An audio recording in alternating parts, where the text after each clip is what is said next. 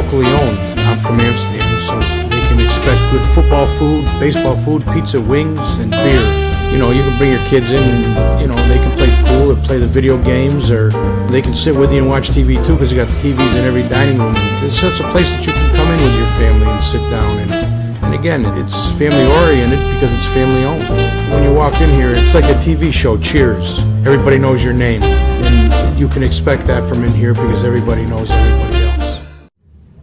The Sideline Guys back at sidelineguys.recordernews.com. I'm Adam Schinder, and joining me, playing the part of Michael Kelly, previously played by Mark Robarge, is Michael Kelly. Michael, welcome back. It's good to be back. How are you, Adam? Not bad, and right in the thick of it right now, Section 2 baseball playoffs. Got the pairings announced yesterday, kicked off yesterday, an incredibly hectic day, and for the Amsterdam Rams, it was the last day of their season. Yeah, it was a tough day for the Rams. Detailed an article on recordernews.com right now.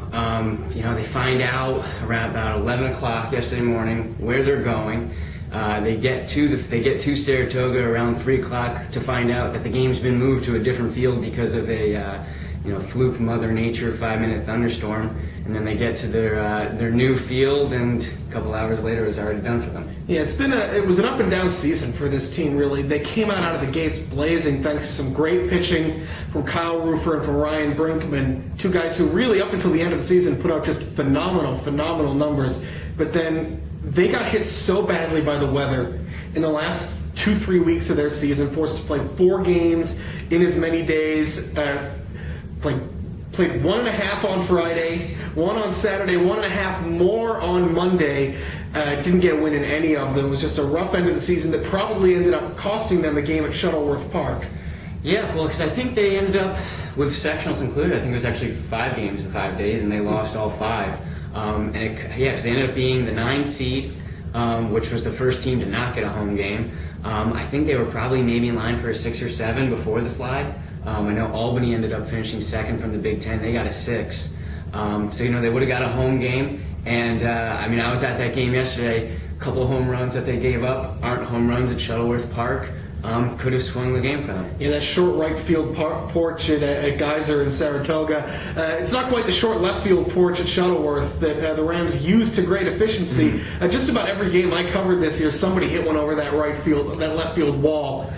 And that's actually one of the encouraging things about this team that they've got coming back is even though they lose their top 2 pitchers in Rufer and Brinkman, who were also the 3 and 4 hitters in that lineup, pretty much everybody else that contributed comes back. Chris Carbone's the leadoff hitter, the shortstop.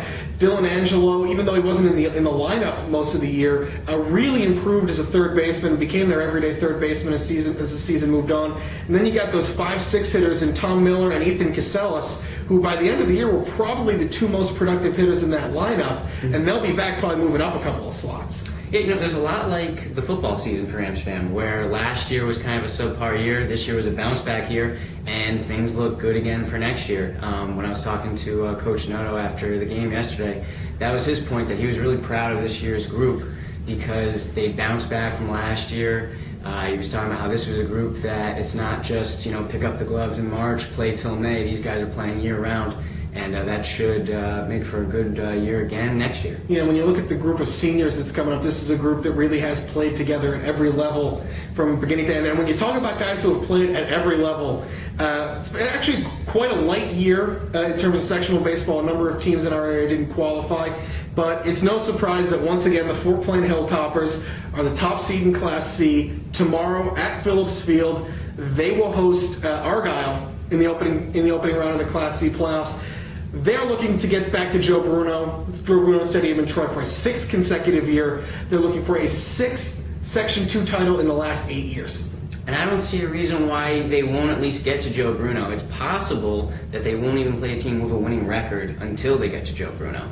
I guess you've seen these teams a little bit more than me, so in this Argyle-Fort Plain matchup, I guess, what are you looking for? I'm really interested to see who Craig Phillips elects to throw in this game. Does he go with his ace, Jabin Weaver, or does he go with one of the younger guys? Does he go with Brent Baker and risk the fact that Brent Baker is easily the best defensive player on this team? He's the linchpin of that team at shortstop. Or does he throw someone like Dylan Pechtel or the sophomore lefty Marcus Failing, who put up good numbers? It's going to be interesting to see how he manages his pitching staff because he doesn't have those 2+ aces that he has had the last couple of years when they've made these runs. Offensively, this Fort Plain team really picked it up as the season moved on. Brent Baker hit better than 500. He was hitting better than 600 until they ran into Spa Catholic last week. It's a very, very good team in the C's. They were 15-3 for a reason. Their only loss is 2 on one day to Spa Catholic, and then back in the season opener to Schoharie. And that's a matchup in the beginning of the season when the weather was on. Schoharie has a very good pitching staff. That was an interesting time of year. This is a team that's won 15 of its last 17 games, and they want to get Craig Phillips one more sectional title. And if you look at it too, those 3 losses, Schoharie was probably one of the hottest teams at the beginning of the year when they beat Fort Plain. And then Fort Plain's other 2 losses are to the number 1 seed in a class above them. Yeah, and Spa Catholic is an incredible baseball team that I had a chance to see last week. Such depth, 1 to 9, and more left-handed hitters than you will see in just about any high school line. Yeah, I think it's 7 left-handed hitters, and that was a team that I'm pretty familiar with. I mean, just in the Class Bs, I don't see how it breaks that they don't make the Joe Bruno and don't win that section. Yeah, a couple of interesting teams that are not in sectionals this year from this area. Fonda Fultonville, which just ran into bad luck after bad luck this year, that lost Luke Nethaway, who before he went down to a broken finger when he was hit by a pitch, was being looked at. Fonda head coach Rick Palumbo told me by a number of Division I programs, and that team had to rebuild so much from the last couple of years. And when you talk about rebuilding, Canajoharie last year won the Class Double C's, made a nice run through. They weren't a top seed in that tournament, but with pitching from Dane O'Neill and Anthony Taylor, they made a great run. And this year they had to replace so much talent. They had such little depth for Coach Brent Watterson. It was just a tough year overall. But before we head out, one more thing was news that broke late last week. Potential move of the Amsterdam High School athletic teams from the Big Ten. They're applying to the Foothills Council for the start of the 2012-2013 school year. And if this happens, and if it's expected that Amsterdam is pretty much reclassified as a Class A school for the foreseeable future, this is a very interesting move. Well, it will completely change the dynamic of Amsterdam sports because they would gain a bunch of new local rivalries, regularly play those teams. And also, they get away from all those Class AA schools and private schools in the Big Ten, like CBA, LaSalle. It sets them up a lot better competitively to maybe be the class of this league. And you look at it from a sport like basketball specifically. Amsterdam has always had a tough time at points just against the sheer numbers in the Big Ten, against the big public schools and against those private schools that can recruit. And now you're looking at a team that potentially 2 years from now is going to have a bunch of kids who came up in the Big Ten now heading to the Foothills Council. And I love Foothills Council basketball. It's some of the most entertaining, balanced play in all of Section 2 in terms of 1 to 8 in that league. But you got a team that's going to be hardened either from JV or varsity in the Big Ten coming into the Foothills. You have to like that team's chances at having a much better chance to contend for a league title in the Foothills.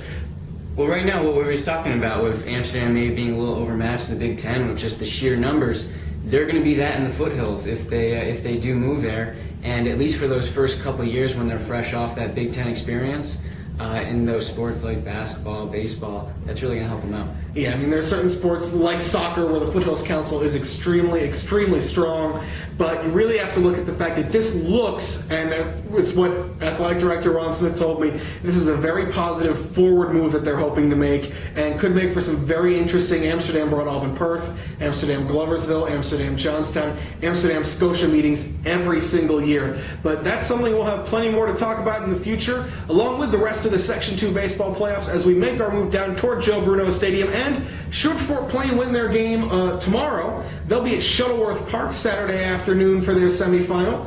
So until then, for Michael, I'm Adam. We are the Sideline Guys. We're brought to you by Crystal Ristorante at 72 Lion Street in Amsterdam. And we'll see you next time at sidelineguys.recordernews.com.